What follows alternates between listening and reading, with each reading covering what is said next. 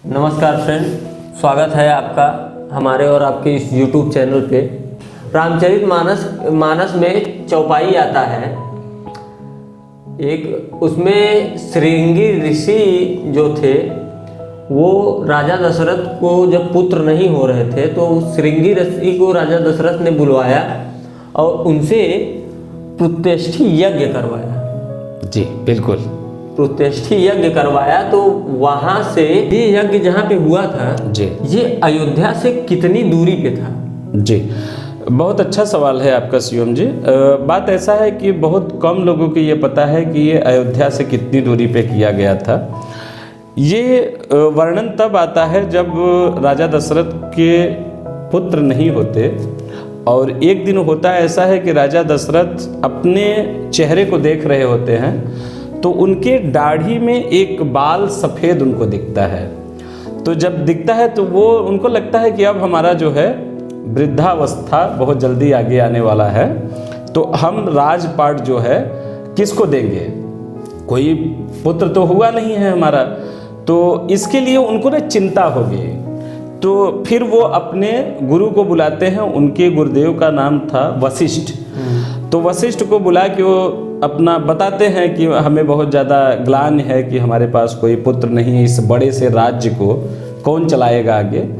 तो वो बोलते हैं कि आप इसके लिए बिल्कुल भी चिंता मत करिए और श्रृंगी ऋषि को बुला के आप पुत्रष्टि यज्ञ कराइए। तो ये उस समय का आता है वर्णन और श्रृंगी ऋषि इसका यज्ञ करवाते हैं इनका और उसके बाद राम भगवान का प्रादुर्भाव होता है। और ये यज्ञ जो है वो अयोध्या से, जो अब की अयोध्या है, वहाँ से 39 किलोमीटर दूर पूर्व दिशा में वहाँ पर इस यज्ञ का स्थान माना गया है। संदीप जी, हमको ये बताइए, हम लोग टीवी में देखते हैं, रामायण आता था पहले। बिल्कुल।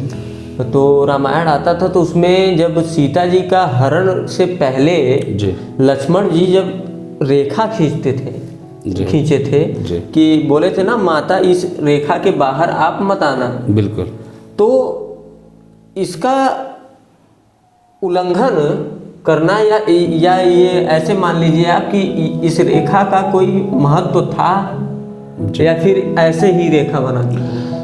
देखिए, यहाँ पर जो बात आ रही है, लगभग सभी सनातनी ये मानते हैं कि लक्ष्मण रेखा, और एक मुहावरा भी है कि ये लक्ष्मण रेखा है हमारे लिए, हम इसको लांघ नहीं सकते। लेकिन सच्चाई इससे कुछ परे है। हमें और आपको टेलीविज़न वगैरह रामायण में ये दिखाया जाता है कि लक्ष्मण जी एक रेखा खींचते हैं और जिस रेखा के अंदर जब तक रहती है माँ सीता तब तक तो सेफ हैं, वो सुरक्षित हैं, लेकिन जब वो लांघ के जाती हैं तब रावण उनका हरण करता है। वास्तविकता इससे परे है।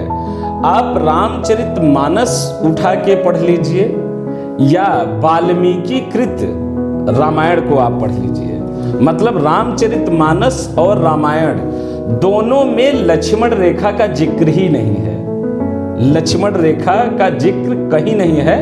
लक्ष्मण जी उनको वचन का रेखा देते हैं, जैसे इसमें दिखाया जाता है कि वो अपने बाणों से खींच देते हैं, ऐसा कोई रेखा नहीं था। उनको वचन का रेखा जिसको बोलते हैं कि वचन की मर्यादा, तो माँ सीता को वचन से बोलते हैं कि माता आप अपने कुटिया से बाहर मत निकलिएगा, और अगर तब भी कोई राक्षस इस कुटिया में घुसने की कोशिश करेगा तो वो भस्म हो जाएगा, ये तेज की वजह से। लेकिन लक्ष्मण रेखा वो खींचे थे या बनाए थे ऐसा कहीं उल्लेख नहीं है। बहुत बहुत धन्यवाद संदीप जी।